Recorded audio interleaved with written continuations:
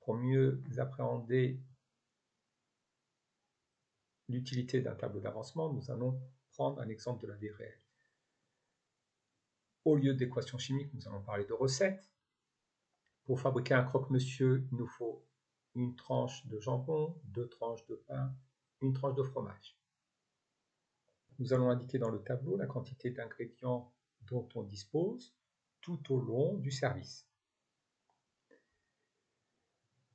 L'état initial va correspondre au début du service. Nous n'avons pas encore fabriqué de croque-monsieur. Le cycle, l'avancement, est égal à 0. Nous n'avons encore fait aucun cycle de fabrication de croque-monsieur.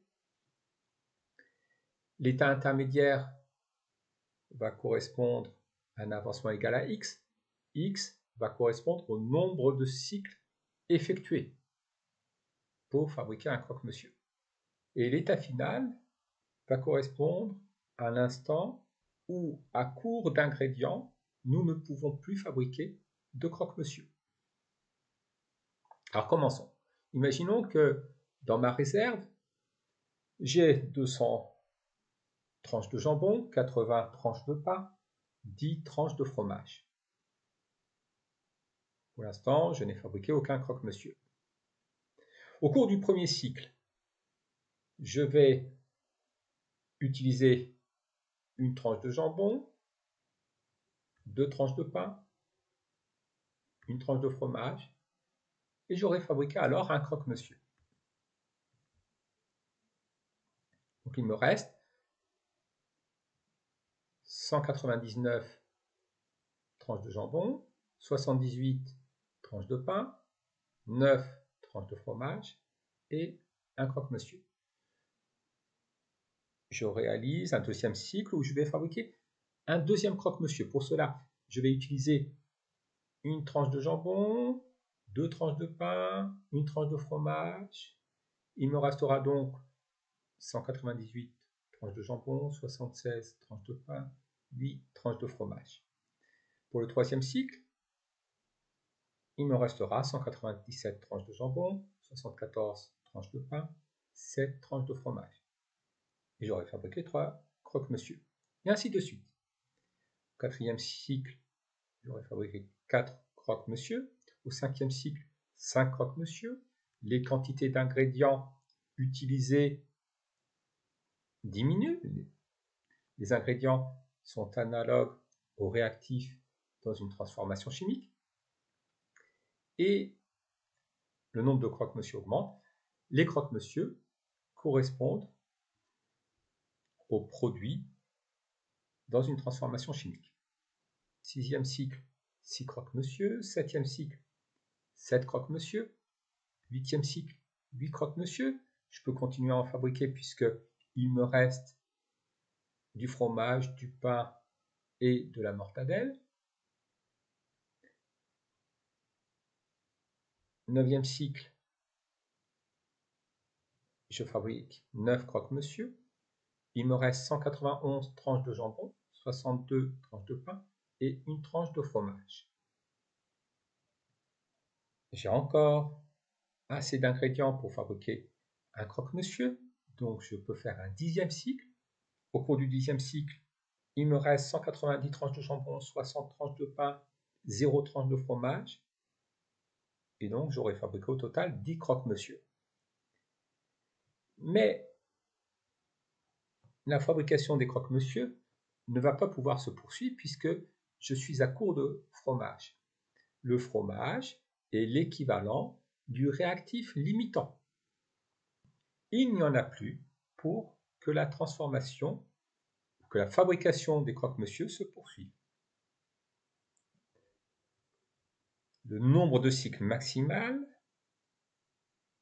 est de 10. L'avancement maximal de la réaction est égal à 10. Ici, j'ai augmenté l'avancement 1 à 1, le nombre de cycles 1 à 1, mais on peut aussi calculer le nombre de cycles maximum que l'on peut effectuer. Alors nous allons remplir le tableau de façon littérale. Au début, j'ai 200 tranches de jambon, 80 tranches de pain, 10 tranches de fromage et 0 croque-monsieur.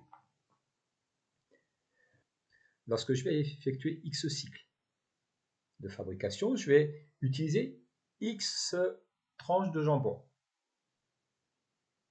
Sachant que pour une tranche de jambon utilisée, il faut 2 tranches de pain, eh bien si j'effectue X cycles, j'utilise X tranches de jambon, mais aussi 2 fois X tranches de pain.